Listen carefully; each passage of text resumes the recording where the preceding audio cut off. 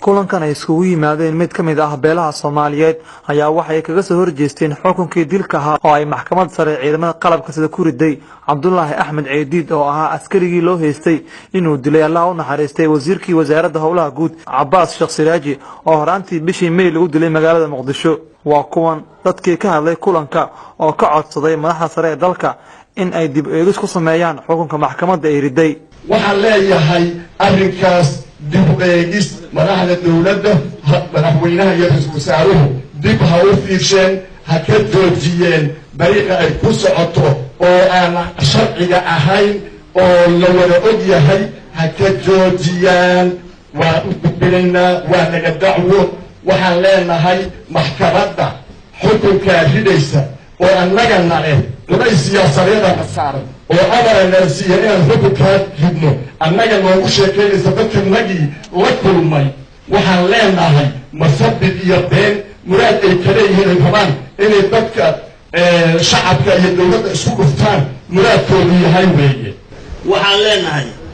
caydiid ninka la yidhaah waxaan qabnaa annaga shareecada islaamka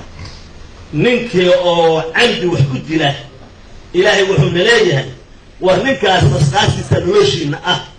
ee hal dilo ma diidanin waxaan diidanahay wixii shareecadu diiday oo aan ilaahay kitaabka ku qorin oo nabi calayhi salaam awduuba uu go'aamay ku qabsado uu sunnadeyda aan sunnadiisi kamid ahay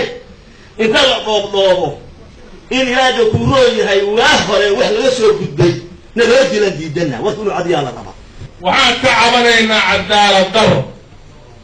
waxaan ka cabanaynaa arrinta in la siyaasadeeyey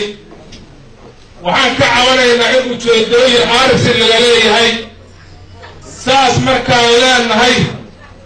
ragga walaalaheena oo marxuumkaasu ka dhinta ulaba jeedno ciddaan wax ka tabanaynaa ayaga maahan ciddii xukunka loo dhiibay ee aan isleenahay waa qalloociyeen ayaan ka tabanaynaa. waxaan diyaar u nahay inaan qabiilkii iyo jufadii iyo qoyskii iyo dadka uu ka dhintay inaan la xaajoonnana diyaar u nahay si allaaliga siday ku qanacsan yihiin inaan mataqan kula xaajoonnana diyaar u nahay haddii laga yidhaahdo. laakiin waa la isu kaaya diiday annaga iyo dadkii xaqlaha ahaa inaan is aragno waxaa isu diiday maamulka iyo madaxda maanta joogta. Axmed Yuusuf Suleymaan, Home Cable TV, magaalada